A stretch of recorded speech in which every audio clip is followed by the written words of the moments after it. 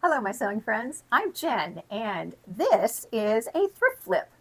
I bought some men's shirts the other day and kind of made out like a bandit. I got a bunch of linen, and then I got a couple of cotton shirts, and they were extra large and extra, extra large. I just tried to get the biggest shirts I could get for the most amount of fabric that I could get. And so I got this pink one, and it had never been worn. It still had the tags in it. So I thought, well, I bet I could turn that into a top that I really like. Well, I used Butterick 6026. This is a Catherine Tilton top or design, I should say. And I don't really care for Catherine Tilton all that much.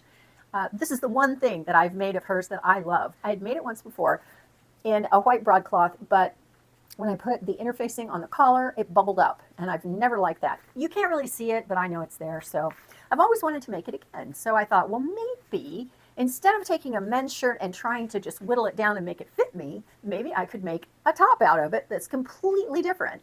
So I did, and here's how I did it. Okay, I'm excited about this one. This is a cotton men's shirt that I found at Goodwill, and it has a collar with satin inside, the cuffs, and the collar. This is going to work great, and it's going to go really quick too, because the front of it, the entire front of it is already done for me. So all I need to do is put this, line the center front up with the buttons, and I'm done. I mean, right there, look at all that work that I don't have to do. And then I don't have to do the hemline either, because can you see this? Look at this. It's all done. So, oh my gosh, the amount of work that this is going to save me. Okay, so if I bring this all the way down like this, and let's just not worry about how far that comes because it's allotted for in the hem and all that kind of thing. And I'm lining this up with that center. The center front is going right through the center of those buttonholes. Oh my gosh, I don't have to make buttonholes. Oh, how fantastic is that?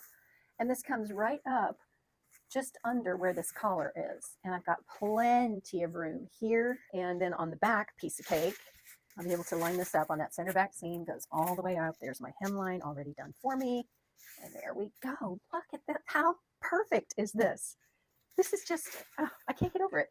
Now, this does have a collar and a collar stand. So, well, I was wondering, do I have enough in these sleeves? Because I want the sleeveless version. That's the one I've made before. You can't really see it on here, but let me show you on the line drawing. See how this has those, they're pintucks that come out like rays from the collar and then also from the side. And it's so flattering. The sleeve is, what I did was I folded it up like this, brought the cuff all the way up to where the sleeve line is. And you know what? This is totally fine. I've got more than enough right there to do the collar. And then on the other sleeve, I've got more than enough to do the collar band. Bring this up to the sleeve. And plus, this is going to widen out right there. Piece of cake. Look at that. How great is that? The only other thing I need is armhole binding. And this, really all this is a piece of bias tape. So I don't have any more left. It's not going to show. That's the whole point. So anyway, I am really excited about this one. So I'm going to go ahead and get started. And the first thing I'm going to do is cut off this awful collar. Oh, I'm so sorry, Mr. whatever your name is, Christian Ojard. But that satin on the back of there has just got to go. And I'm going to slice off these sleeves just to make it easier for myself.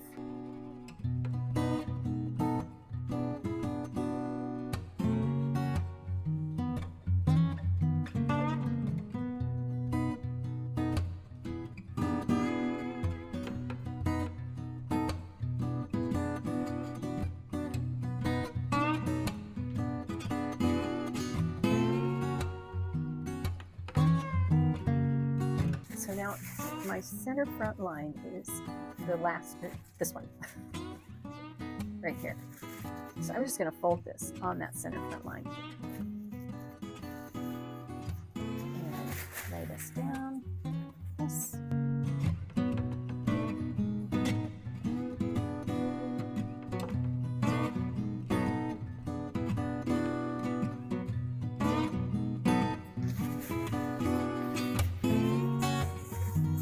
First thing I'm going to do is take off this cuff.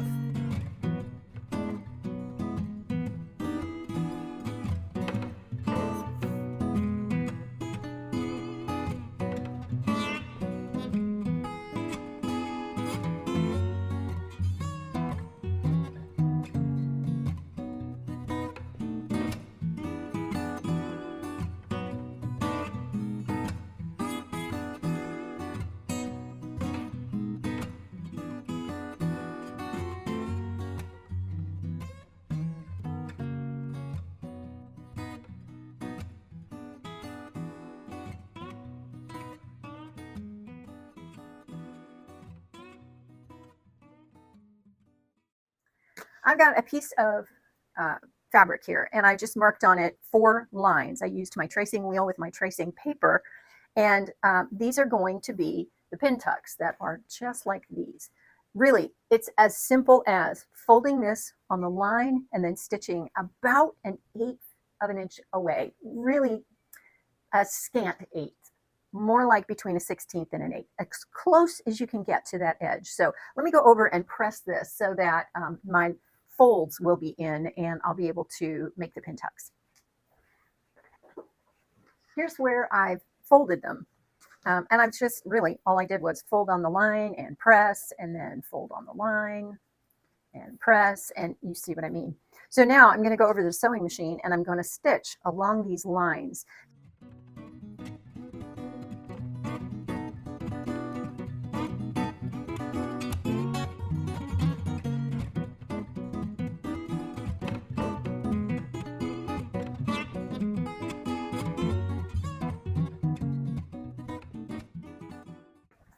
There we go, and that is all there is to it. You just want to stitch as close as you can here to this line, the folded edge. And then you can press them all to one direction, and there you've got pin tucks. Yay!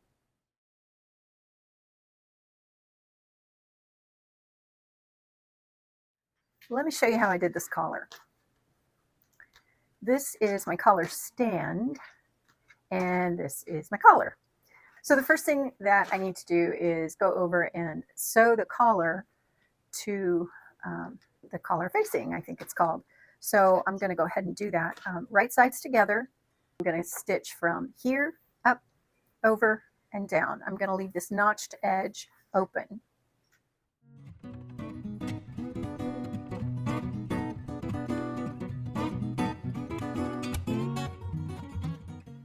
Got my collar all stitched, and now I'm going to trim this seam down and angle off my corners.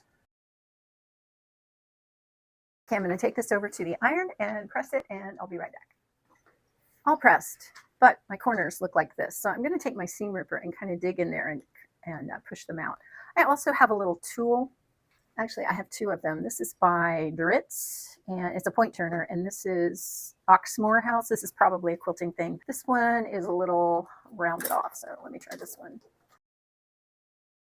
The thing about using a seam ripper is that if you get in there, you could tear it. You could just pull those stitches right on out of there, and you don't want to do that. But if you're careful, you can pull it out like that. Because on a collar, you really do want a crisp corner. So there we go. Now, the pattern that I used called for you to top stitch this. So I will go over and do that just so you know what it's supposed to look like.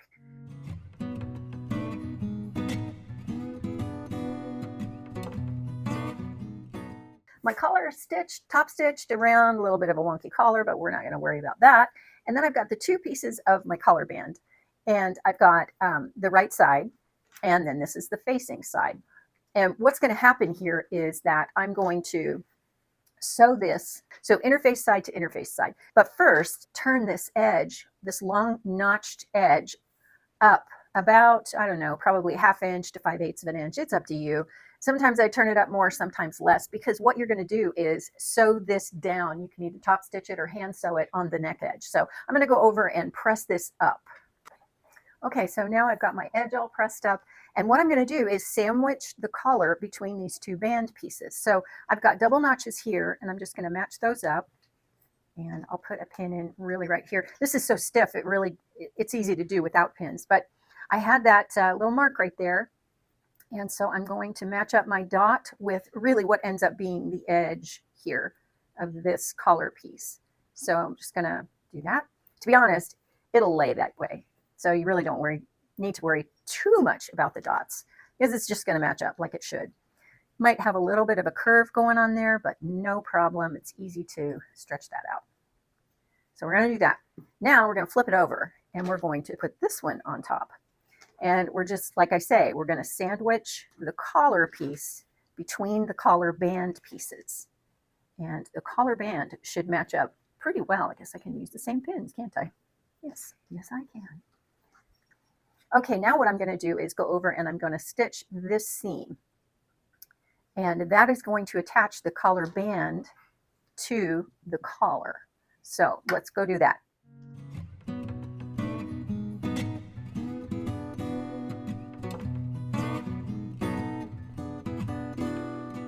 Okay, so here we've got the collar all stitched, all pressed. And I wanted to show you, this is what it looks like when it's done. So you can see here that I've got my collar, and then I've got my outside of the band, like right here. And then I've got the inside of the band, and that would be right here. And what's going to happen is you're going to stitch this edge to the neck edge of the neckline of your shirt. And then you will come around like this, and you end up with a collar, just like that. And this obviously looks infinitely better. But another thing I want to tell you is that you've got these little places here that stick out. That's on purpose. And the reason for that is if you want to put a button there, you can do that. When you bring it together and you button it right there, then your collar is going to lay like that, just the same way like that, like that. That is the saddest little excuse for a collar that I think I've ever seen. But this one looks great, right? So that is how you do that part. I want to show you. See this little pleaty kind of gathery thing that I did? It's attaching the collar to the shirt, and I've just now seen that because I'm going around and trimming the seam. And you know what? I'm doing nothing about that. That's why I'm telling you about it, because you know what? The collar will come up, it will fold down, it will cover that, and it's just not that big of a deal anyway. It would be easy to fix, but why? Why would I go in there and take the time to do that when I really want to be able to wear this soon? So just keep that in mind. If you have something like that happen and it's in a place where it won't make any difference, don't worry about it. It's fine. One last thing I want to show you on the side seams here where they end. I opened up that hemline from here to about here. So about 2 inches either side of that side seam. And then I sewed the side seam, and then I went in and I turned it under and restitched it. And that was a piece of cake. I mean, really, I didn't have to undo the entire hem, only just that little bit on each of the side seams. On this one too. This one looks a little better.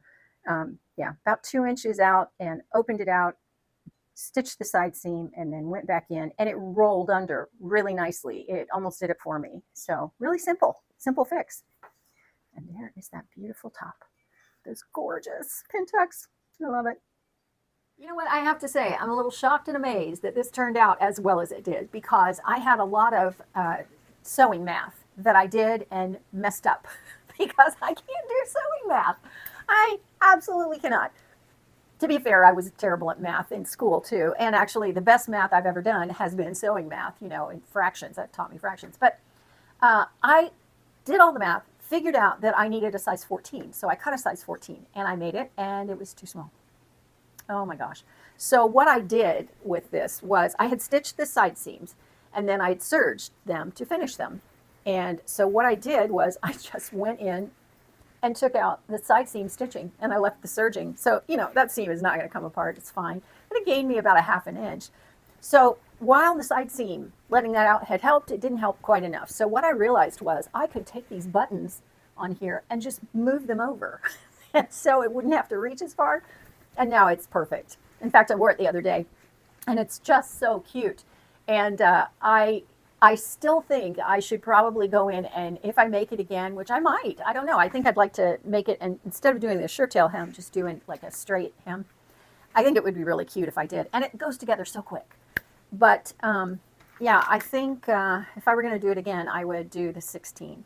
Well, unfortunately, when I cut my pattern, I cut it to the 14. And it went up to a 16. And I had made the 16 before, but I didn't trust that. So my fault. Kind of serves me right, to be honest. So I went in, I thought, can I get those pieces of tissue back and tape them on? No, that was never going to happen. So I went on eBay and I got another one. This one is the same size, 8 to 16, but the 16 isn't cut. So I'll have one that I can make in my size. Yes, Jen, let's try and go for the right size and stop trying to do sewing math that you can't do. And I'll have it, and I can make it again. So I'm so pleased. I'm really so pleased. I wanted a little pink top to be able to wear with things. So yeah, yay, success. I hope the complete tutorial helped you in some way or another. I tried to cover the pertinent things like how to make a collar and then how to do pin tucks. And yeah, there you go. The great thing was I could make use of this placket in the front. Didn't have to do any of that at all.